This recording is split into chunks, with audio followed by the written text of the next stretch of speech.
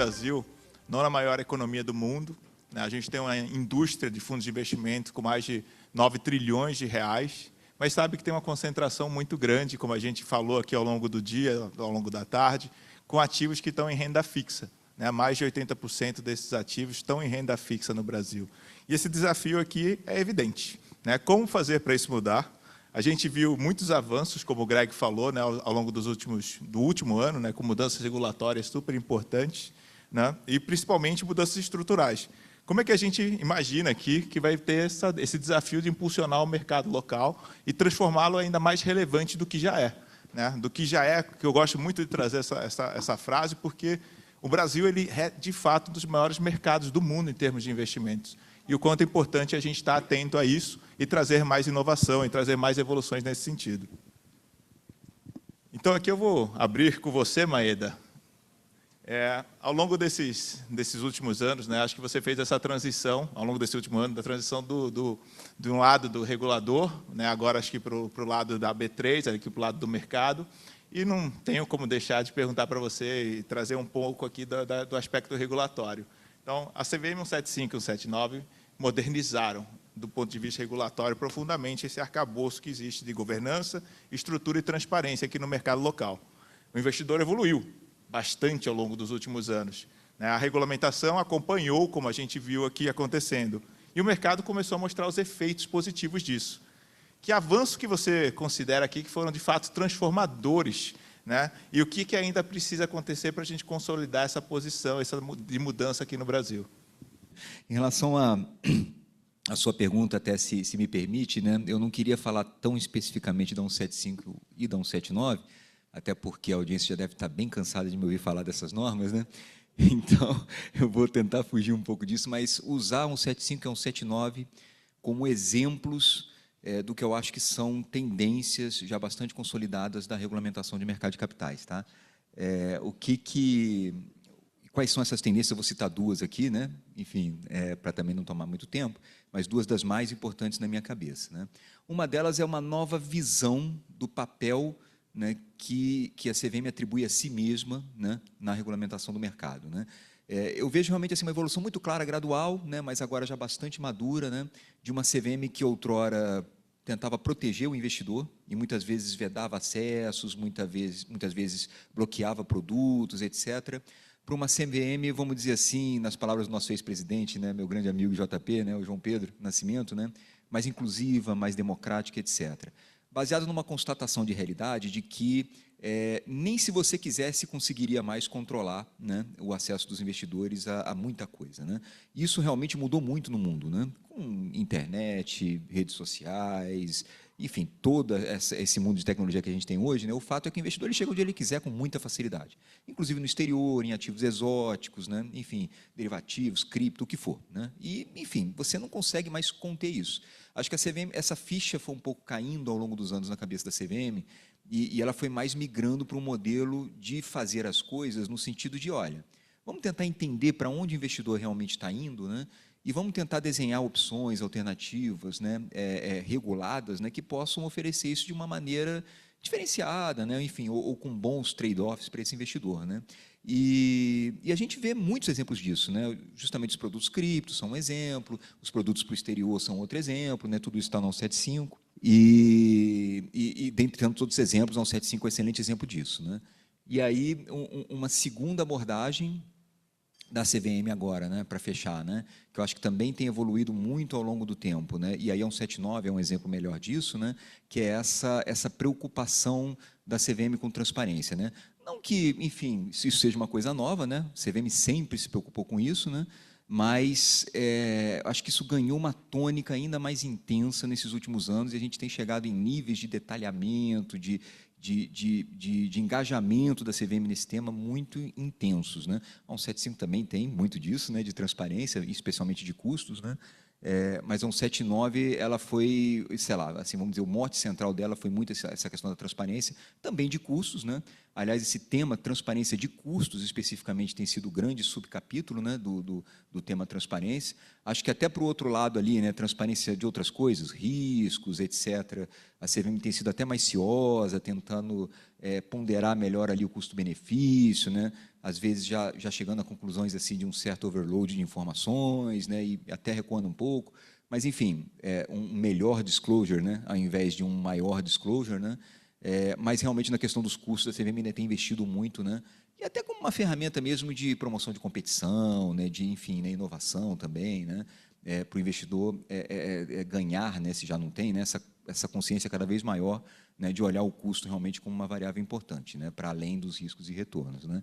Então, acho que essas são realmente duas grandes revoluções, não sei se é uma palavra muito forte, né, mas porque realmente, principalmente no primeiro tema, né, eu vi a CVM pensando de forma muito diferente até um tempo atrás, né, e hoje ela conseguiu realmente mudar muito essa cabeça, e eu gosto, tá? Assim, eu acho que foi uma mudança excelente, mais propositiva, né, mais desenvolvimentista, né, e muito mais realista até, né, por que não, né, dizer, né, porque reconhece a realidade das coisas como ela é, né, e tenta trabalhar em cima disso.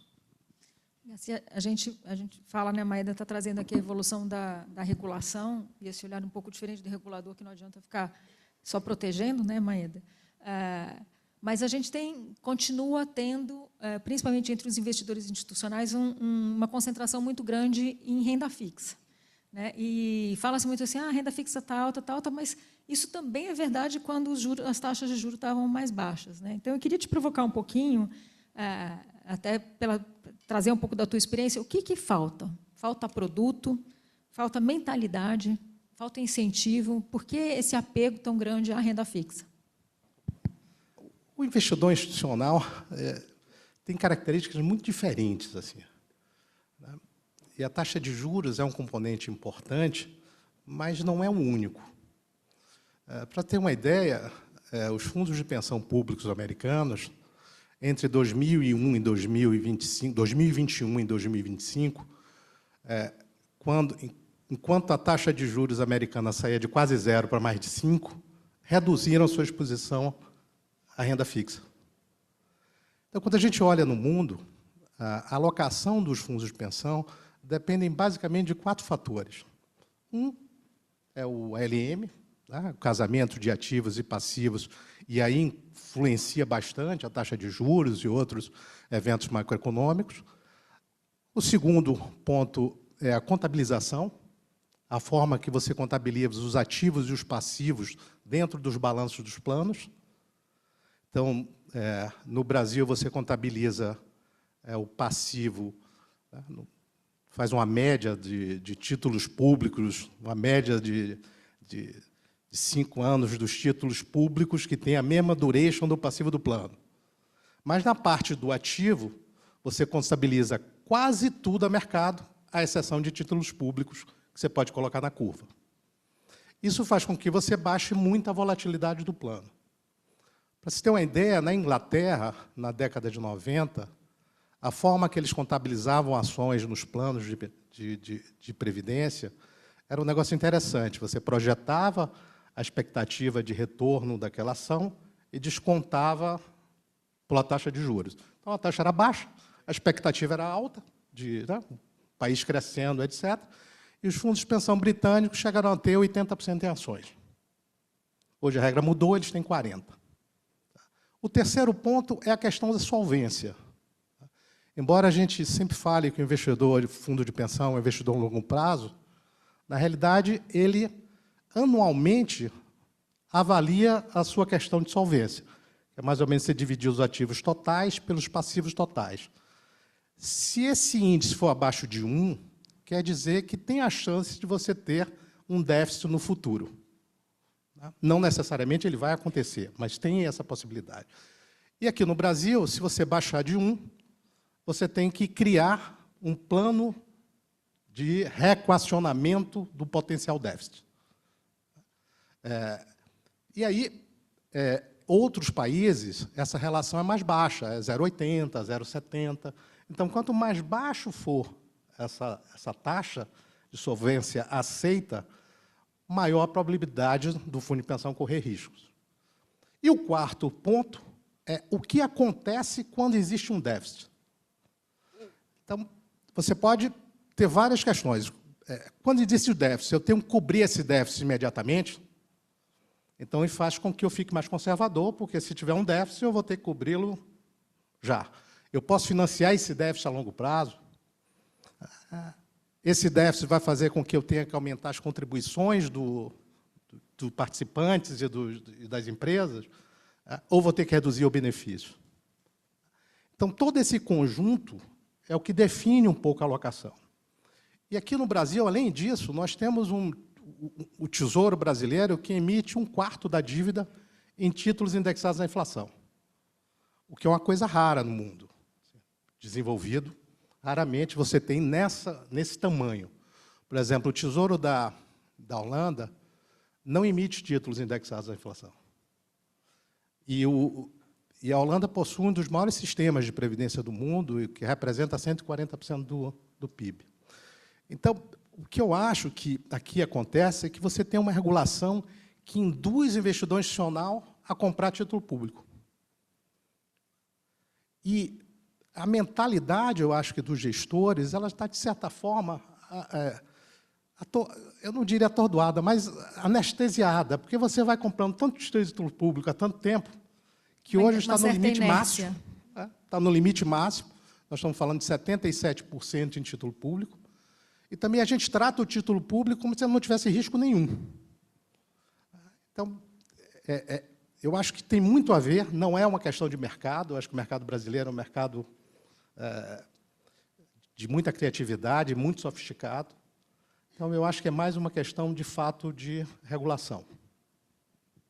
Não, muito interessante isso, Garcia, porque pegando um gancho aqui do que você acabou de falar, e principalmente essa questão aqui que o Maeda trouxe, que a gente conversou um pouco sobre as mudanças regulatórias, acho que, ao longo dos últimos anos, a gente viu o investidor de varejo, principalmente aquele que se tornou cada vez mais apto e teve o efeito da democratização bastante positivo, né, dos investimentos, as mudanças regulatórias trazendo ali empoderamento, se eu posso dizer assim, para esses investidores, eles passaram a tomar mais riscos, né, assumindo mais, tendo acesso a mais produtos financeiros, tendo acesso a diferentes produtos, desde ETFs, por exemplo, criptos e diversos outros tipos de ativos, né? Então, eles partem, acho que do perfil próprio de serem mais conservadores, mas se tornam, até certo ponto, não diria mais agressivos, mas mais sofisticados em acessar esses diferentes investimentos, potencialmente aumentando o seu perfil de tempo, né, podendo investir por mais longo prazo. Né? E quando a gente escuta isso de você, de que o investidor institucional ele pode estar até certo ponto anestesiado, até pelo acesso a diversos títulos públicos e olhar o próprio título público com um perfil de risco diferente, o que você acha que pode atribuir essa mudança? Né? Se olhar o mercado, como ele vem evoluindo, e o próprio investidor institucional, será que é apenas os juros altos ou é um comportamento que, de fato, precisa mudar? Ou até mesmo aqui, fazendo uma última provocação, se é o aspecto regulatório que também precisa evoluir nesse ambiente? Eu acho que você tem, sim, um aspecto regulatório, como eu falei, né? Mas é interessante que você olha a indústria de fundos de investimentos no Brasil. O varejo tem mais ETF, tem mais FIP, tem mais FDIC, tem mais fundo imobiliário. Então, aqui no Brasil, a gente tem uma certa distorção de valores. Normalmente, os investimentos mais sofisticados, eles são acessados por investidores mais sofisticados.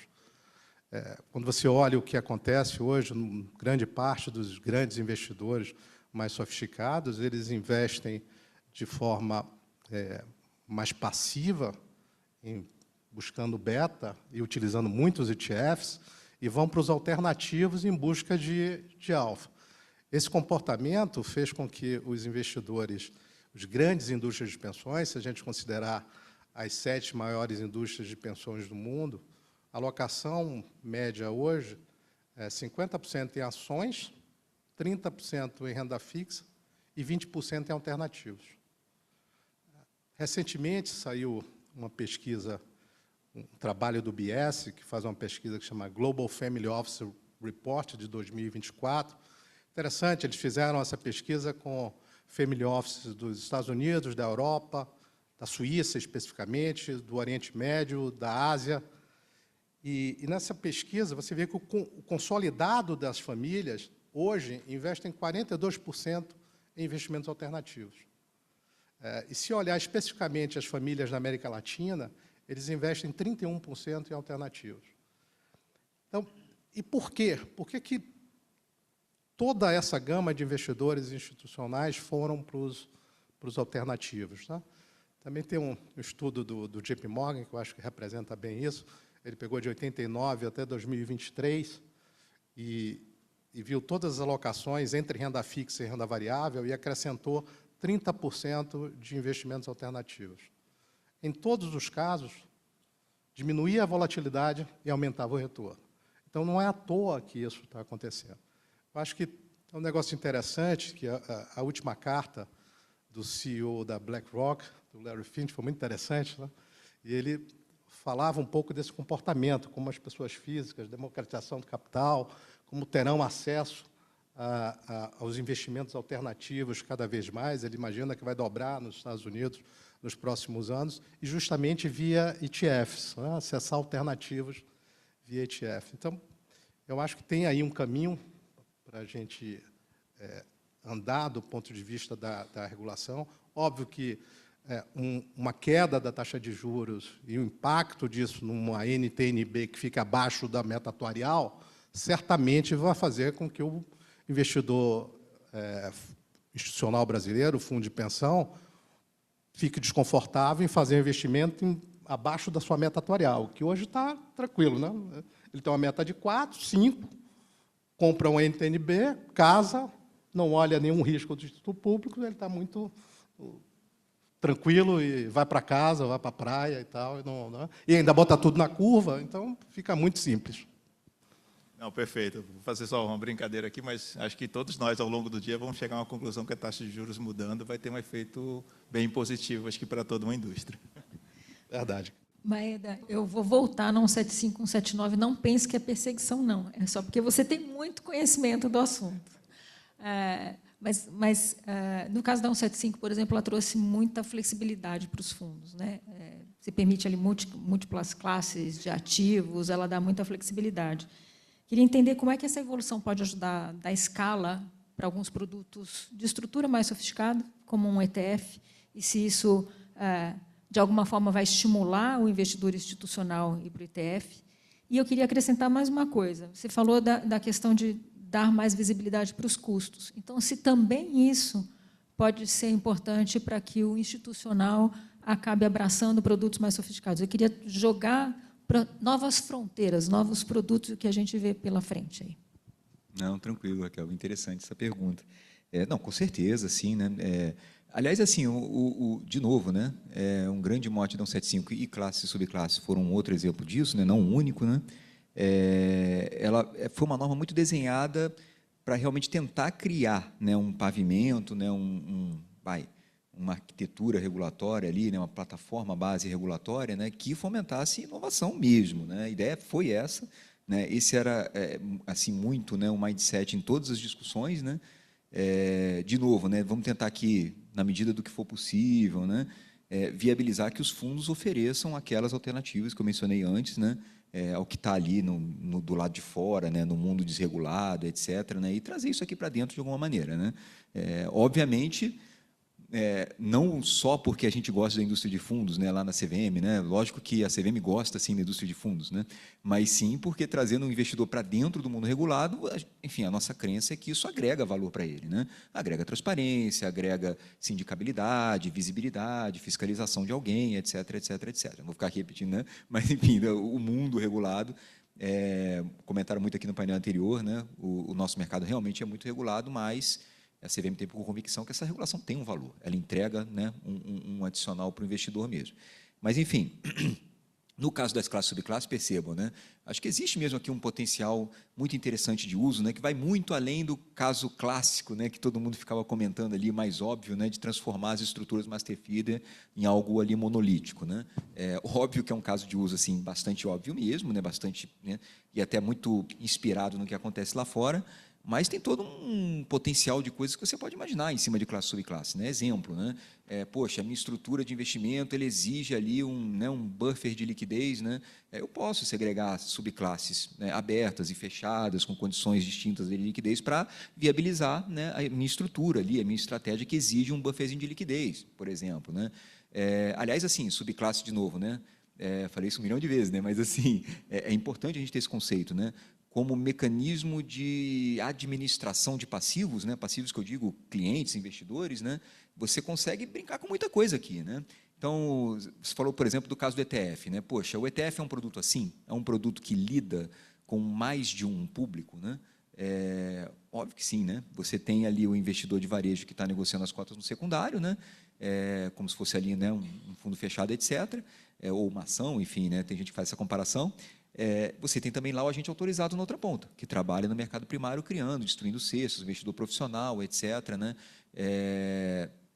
Enfim, né? Por que não usar a estrutura de subclasse ali, por exemplo, para segmentar esses 2 investidores, cada um com as suas características, varejo de um lado, profissional do outro, fechado de um lado, aberto do outro? Zero problemas, a regulamentação permite, né? Então, assim, existe realmente assim, um leque de muitas coisas, tudo que tiver a ver, né, com um aproveitamento, né, ou uma alavanca, né, em cima, né, do uso de múltiplos perfis de investidores, a subclasse está lá para te ajudar a estruturar esse produto, né? Outro exemplo muito óbvio que é o do FDIC, né? A gente tem lá aquelas estruturas de sênior, júnior, mezanino, etc., né? São perfis, de novo, diferentes de cotistas convivendo ali numa mesma estratégia, né? Subclasses, né? Então, assim, eu acho que realmente assim a ideia foi essa, né? E eu, de fato, ainda acredito nessa ideia, né? O Instituto das Classes e Subclasses, né?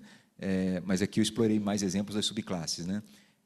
Ele realmente assim vem para criar essa esteira, né, de toda uma gama nova, e eu sei que é difícil, eu sei que assim na hora, né, o participante de mercado olha assim e fala, cara, isso é muito diferente, eu nunca trabalhei desse jeito, enfim, já ouvi muitas vezes isso, mas assim, para ser usado, gente, assim, seria uma grande pena realmente, né, se essa e todas as outras inovações que tem na 175, né, que viabilizam inovação, né, não fossem usados, né, a gente, subutiliza demais, né, todo aquele esforço normativo que a CVM teve quando editou a 175.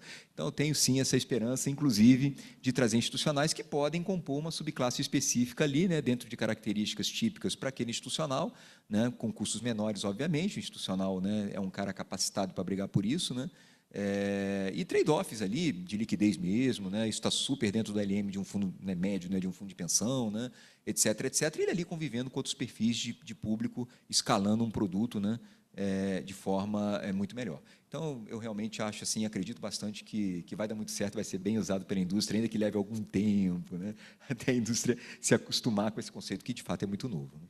E, do ponto de vista dos custos, você acha que essa maior clareza dos custos para o institucional também vai fazer diferença? Porque a gente ouve falar muito para o investidor pessoa física, né, mas eu queria a tua avaliação para o institucional. Não, sim, sem dúvida, né? Aí aqui vou até levantar minha bandeirinha de B3, né? Mas realmente assim, eu realmente gosto de produtos listados em geral porque eles têm uma dinâmica de transparência para o custo que é muito interessante, né? O investidor ele consegue enxergar esse custo de uma maneira muito simples e comparável também, né? E até, vamos dizer assim, administrável, né? Assim, por esse cotista. Então, tem um pouco desse apelo, e os ETFs, obviamente, são um excelente exemplo, né, de um produto listado, né, fundo também, mas produto listado, né, que traz esse agregado, né, assim, uma estrutura de custos, vamos chamar assim, né, que naturalmente chama a atenção de alguém que está buscando ali um produto, né, não só barato em si, né, mas um produto assim que eu posso comparar custos efetivamente, né, enfim, de forma muito simples, né, me dando, obviamente, também, né, essa janela de saída com facilidade, né, enfim, como é típico da liquidez de qualquer produto listado, né, enfim, ou pelo menos dos ETFs, né, até uma premissa de funcionamento, de bom funcionamento do ETF, né. Então, assim, eu acho sim que o ETF em particular ele tem essa vantagem comparativa, vamos chamar assim, né, em termos de custos com relação a outros produtos, porque ele permite aos investidores institucionais, inclusive, em especial, né, ainda que usem pouco,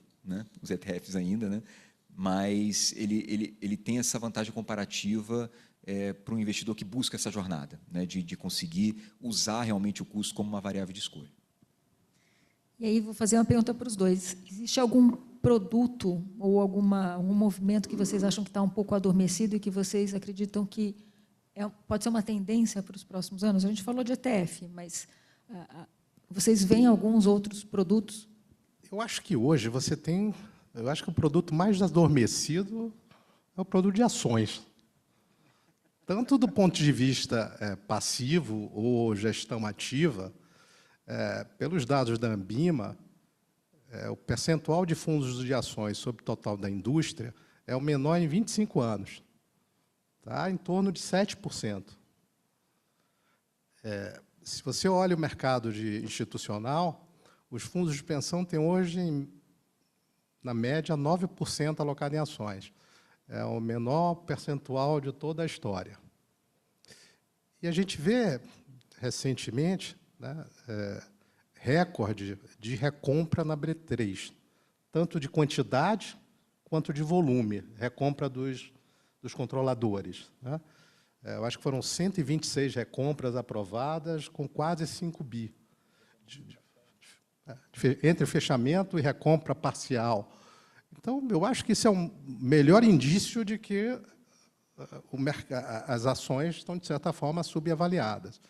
Então, eu acredito que qualquer mudança, né, macro, queda de taxa de juros de novo, eu acho que isso a gente pode voltar em ações aos tempos áureos aí. Que já foram. Eu lembro que, em 2007, o percentual de ações sobre o total da indústria era 22%. Estamos a 1/3 de 2007. Está nostálgico, né? Saudade, né? É verdade.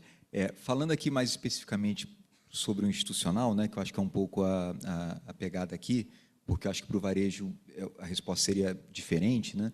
Mas aqui, falando do institucional, eu vou até remeter um pouquinho, achei que foi muito pertinente, eu concordo super, né, com o que o Garcia falou antes, né, aqui numa pergunta anterior. Eu acho que existe um espaço gigante, e aí, seja em que parâmetro você considere, né, em relação ao potencial que teria para equilibrar risco-retorno, em relação a benchmarks internacionais, em relação a qualquer parâmetro de comparação que você tenha, para alternativos. Assim, alternativos aqui no Brasil é um negócio que está muito subutilizado na carteira dos institucionais. Demais. Assim, ok, né? A gente sabe que em alguns desses alternativos tivemos, né, dores, né, enfrentadas pelo segmento, enfim, né?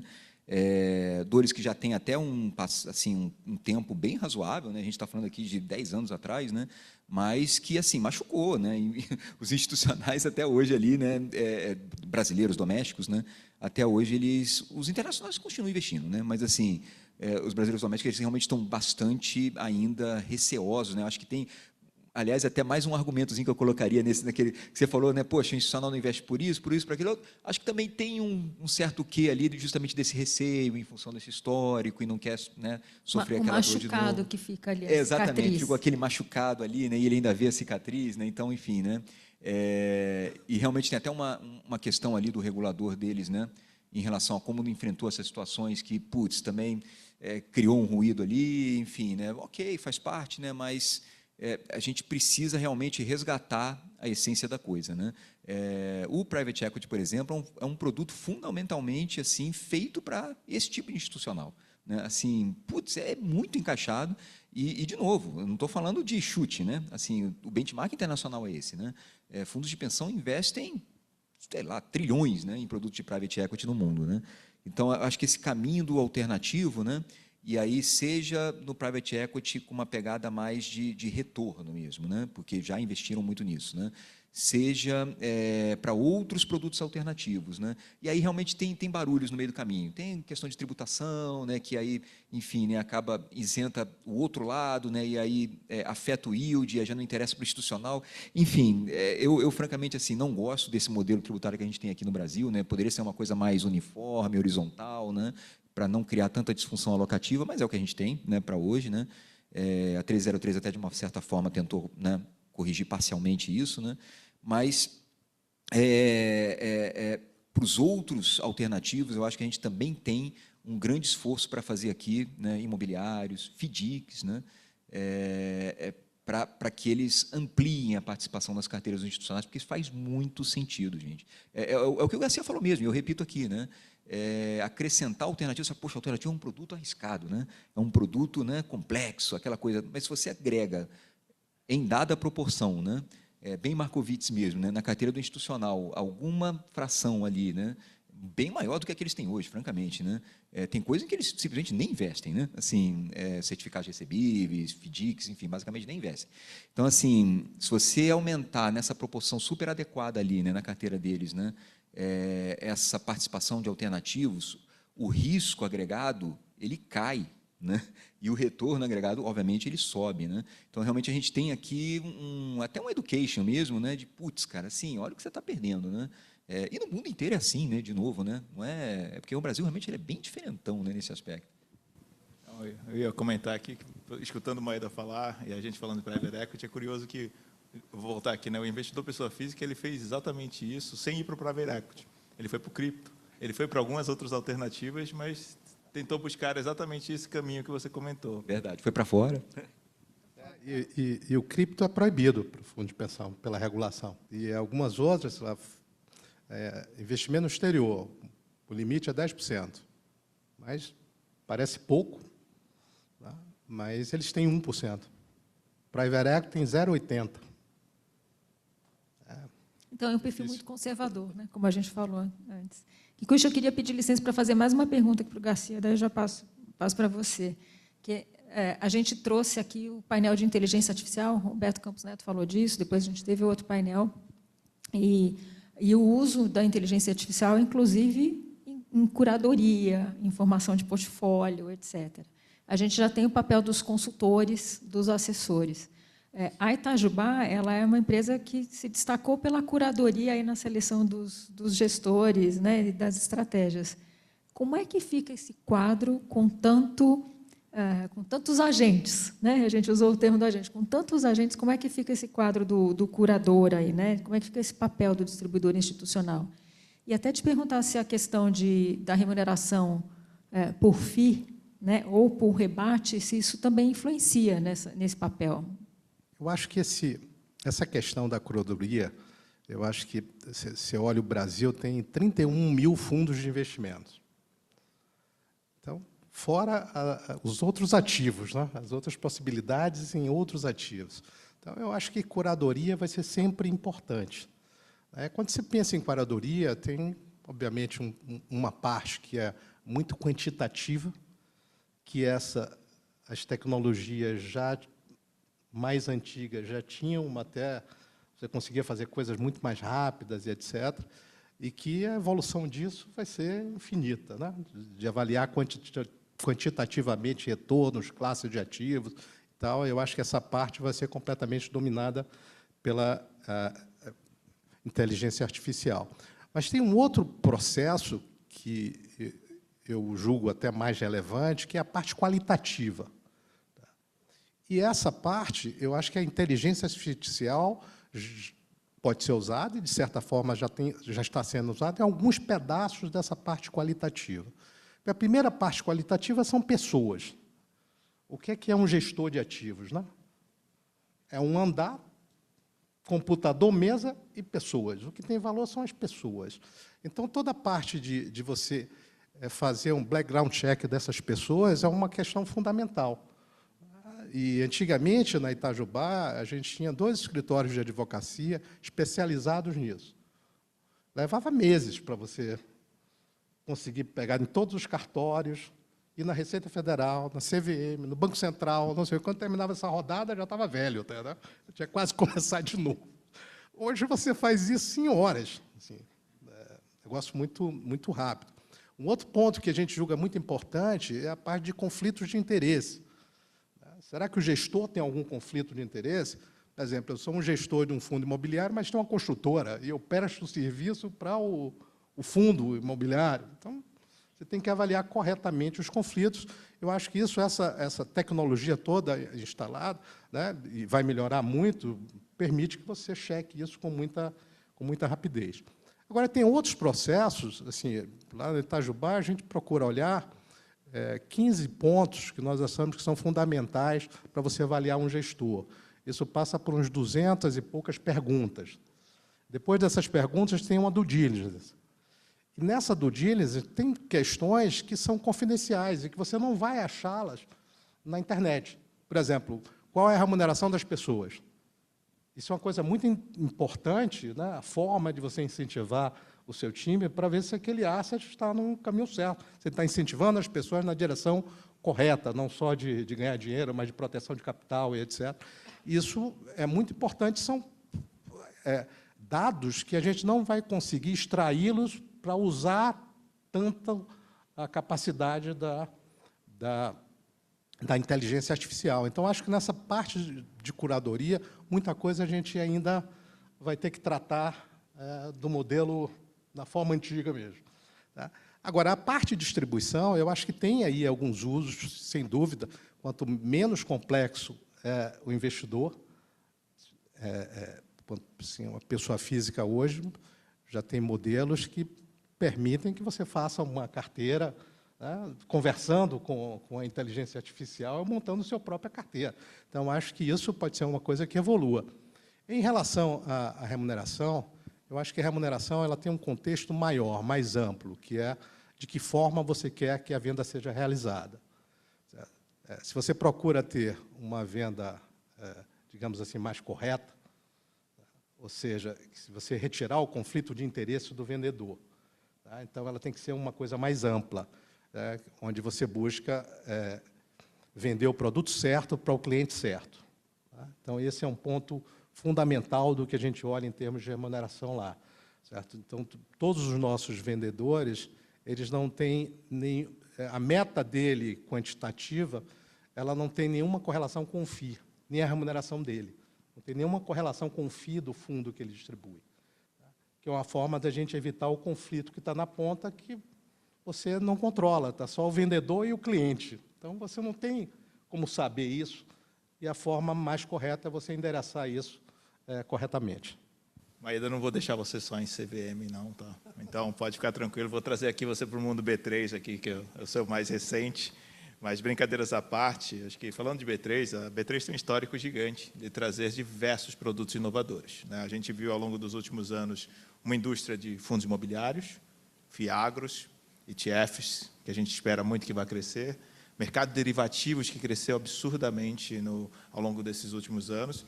E aí, olhando essa infraestrutura, né, que a B3 proporciona, né, e olhando os mercados globais, que acho que servem para a gente como grande insumo, né, de informações e benchmark, o que você vê, o que a B3, o que vocês veem, de o que poderia vir, o que poderia trazer, quando a gente fala aqui dos próximos, né, talvez os próximos FIIs, os próximos FIAGROS, os ETFs, o que mais pode vir aqui para o Brasil que a gente não está vendo? Perfeito, né? Olha, tem muita coisa que a gente pode pensar, né? Inclusive dentro de segmentos que já existem, né? Como de ETFs mesmo, eu concordo contigo. Até, de novo, comparando com o mundo, né? O nosso mercado de ETFs é bem pequeno, né? Então, assim, existe um espaço gigante para ele crescer, sem sombra de dúvidas, né? A própria tese, né, da alocação passiva, né, diversificação, etc., enfim, né? Tudo isso ainda precisa amadurecer no Brasil, né? É curioso porque, assim, eu cito o ETF como exemplo porque, realmente, se você olhar, né, para o nosso retrovisor aqui de últimos anos, né, curiosamente, apesar de ser um produto passivo, replica índice, né, é um produto que tem sido muita veia de inovação, né? Foi por lá que os criptos entraram para valer, né? Óbvio que os meus ofícios circulares lá de 2018, né, os primeiros produtos que começaram com cripto eram fundos mútuos, né, fundos assim de varejo, banco e tal. Mas onde isso pegou mesmo com o público, ganhou muita repercussão, foi com os ETFs. A partir de 2021, quando a gente, lá na CVM, na época, eu estava lá, aprovou o primeiro, né? E aí realmente cresceu demais, né? Outra frente de inovação muito legal que os ETFs trouxeram foi essa frente de acesso ao exterior, né? Perseguindo índices internacionais. Outra frente também muito interessante foi de uma diversificação, por exemplo, setorial, né? Que o investidor não conseguiria muito bem aqui. Então, poxa, eu quero, né, uma exposição ao segmento aeroespacial. Quantos emissores eu tenho aqui, né, no Brasil, né, para me diversificar nesse tipo de estratégia? Ou a nanotecnologia, a biotecnologia, enfim, né, a inteligência artificial. Né? Se eu quiser os temáticos, né? Exatamente, os temáticos. Né? Então, é outra inovação bacana que os ETFs trouxeram. Né? Então, o ETF ele já tem sido uma esteira muito interessante, apesar de ser um produto estruturalmente assim, bem, né, simples, né? Persegue um índice que é conhecido, metodologia pública e tal, mas ele tem sido, né, mesmo uma esteira muito bacana de inovação. Né? Então, eu aposto nos ETFs, acho que existe, assim, ainda um espaço de crescimento muito grande, inclusive teses de investimento, né, adicionais aqui que a gente pode incluir, né?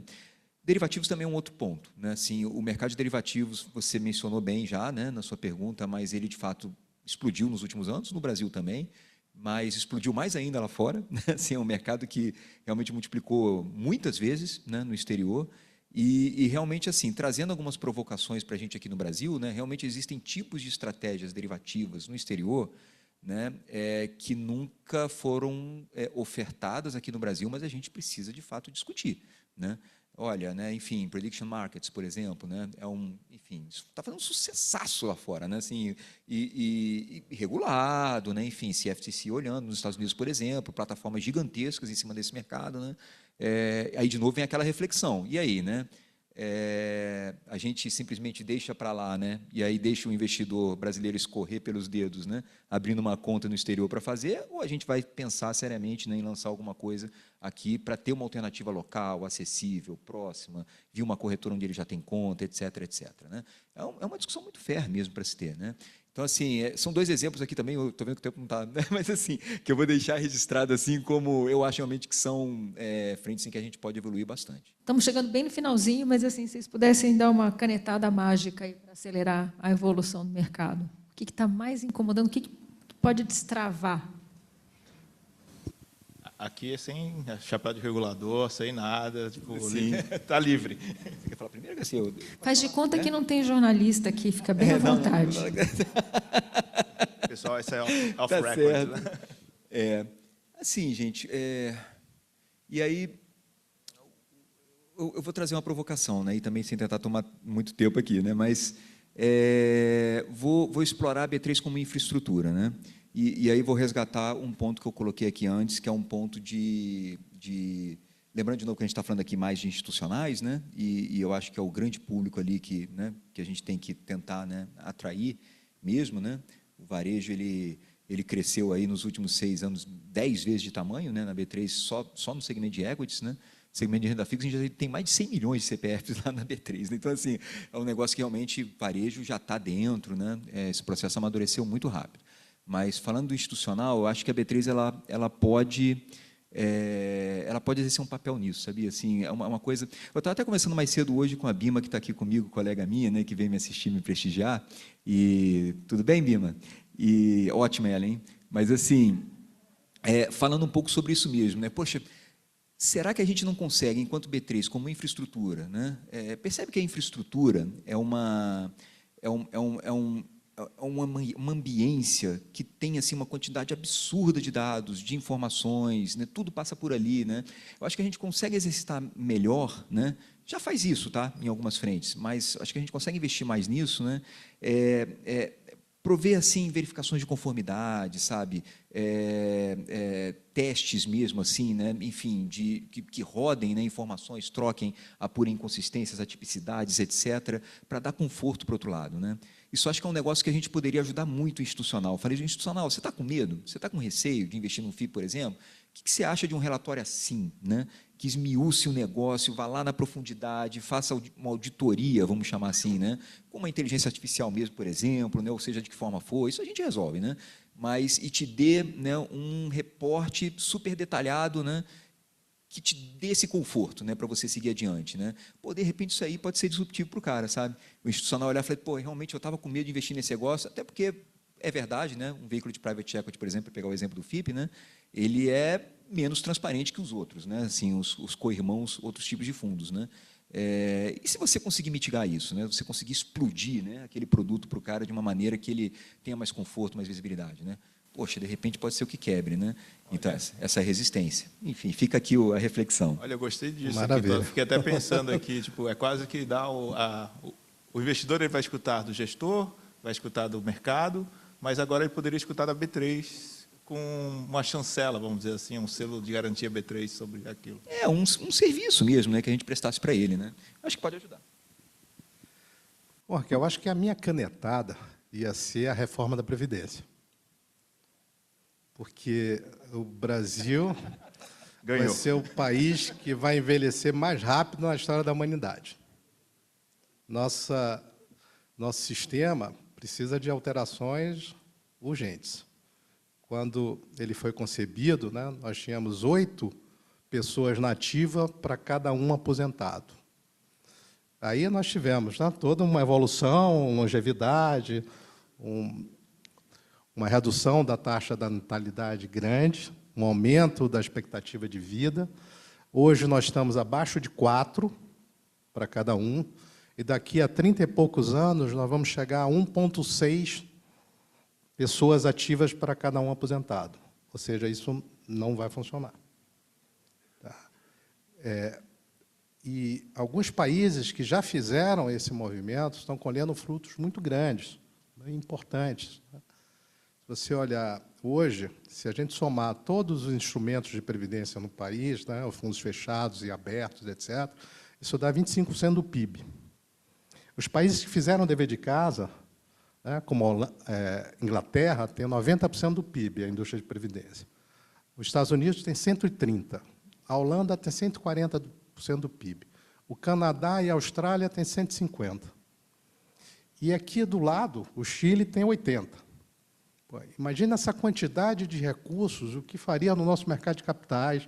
Né? Você vai na Austrália hoje, todo o crescimento australiano, um pedaço significativo é financiado pela indústria própria de previdência. Então, eu acho que isso talvez seja uma das coisas mais importantes que a gente tem que fazer aqui. Gente, muito bom aqui. Na verdade, eu só tenho como agradecer aqui o Maeda, o Garcia, para contribuir aqui nesse painel. A gente, de fato, quis trazer aqui esse último, para falar um pouco de produtos, falar um pouco dessa convergência aqui de todos os temas que a gente falou nesses últimos painéis. E acho que a grande questão que fica aqui, e até vou pegar o gancho do que eu falei no início, usando aqui o ponto do Garcia, a gente tem um mercado de 9 trilhões de reais e ainda assim tem um potencial enorme para desenvolver. Né? Vamos talvez destravando algumas, multiplicar por 4, 5, 10. E esse potencial aqui que a gente quis discutir um pouco nesse último painel para trazer um pouco de provocação, falar um pouco de produtos, mas falar disso, né? Olhando para frente, o quanto mais a gente consegue fazer. E, assim, novamente, muito obrigado a todos. Muito obrigado, Maeda, muito obrigado, Garcia, por contribuições aqui muito importantes nesse painel. Eu queria agradecer e pedir para vocês esperarem que a gente ainda tem um pouquinho mais.